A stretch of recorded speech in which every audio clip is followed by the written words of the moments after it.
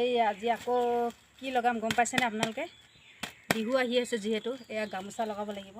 এই আকৌ আনিছোঁ আজি গামোচাৰ কাৰণে, যিহেতু চাদৰ কটা হৈ গ'ল, এতিয়া গামোচা লগাব লাগিব।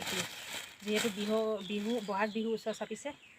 এয়া সূতা 1 2 3 4 মুঠতে 12 মুঠি আনিছোঁ। কেইখন আহে 20খন লগাম বুলি ভাবিছোঁ। এয়া ৰঙা জিৰ' প্লাই এপোৱা আনিছোঁ। এইখিনি 12 মুঠি 70 টকীয়া সূতাটো আনিছোঁ দেই। দিগে পানী 70 টকা, মানে দিগে পানী এবাৰ 70 টকীয়া সূতাটোৱে লগোৱা হ'ব আৰু বোৱাও হ'ব দিগে পানী। বিহুত দিব লাগিব যে কাবাক আপোনালোকে আহিব দেই আমাৰ ঘৰলৈ বিহুত, বহাগ বিহুত।